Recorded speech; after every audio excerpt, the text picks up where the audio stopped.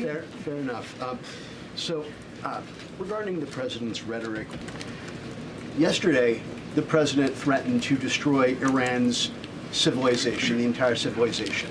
Not the Iranian government, but the Iranian civilization, the Iranian people.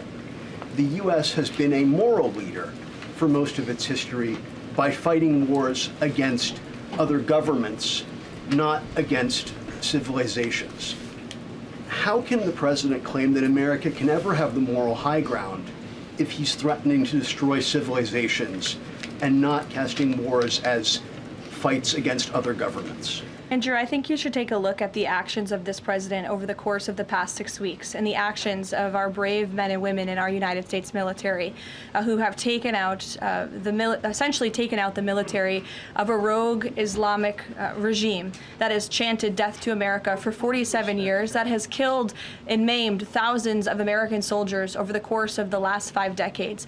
The president absolutely has the moral high ground over the Iranian terrorist regime, and for you to even suggest otherwise is frankly insulting. With all due respect, Caroline, Go ahead. with all due respect, Go ahead. there is... Caroline, I'm just, given the gravity of what he said yesterday, what was your understanding of what he meant when he said, this civilization is going to be eliminated?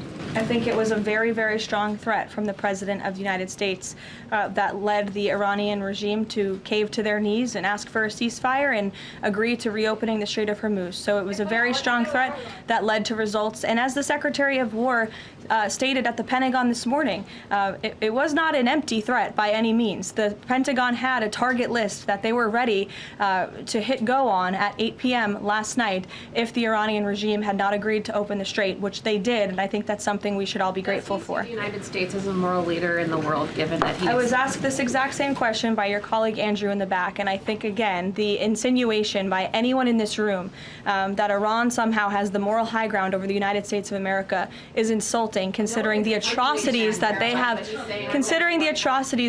committed against our people and our military over the past 5 decades.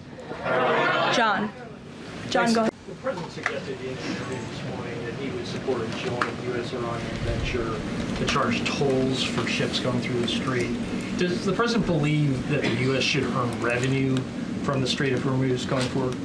It's an idea the president has floated, as you know, and it's something that will continue to be discussed over the course of the next 2 weeks. But the immediate priority of the president is the reopening of the strait without any limitations, whether in the form of tolls or otherwise. On the highly enriched uranium, has Iran given the administration any indication that it would simply turn over the enriched uranium, or is this an expectation that the president has that he would have to send in ground troops in order to do that?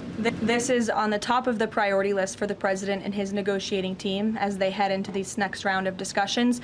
And as I said in my opener, that is a red line that the president is not going to back away from, and he's committed to ensuring that takes place. We hope it will be through diplomacy. Have they given any indication that they would turn it over? They have. They have? Yes. If you like this video, then like, share and subscribe to ET Now.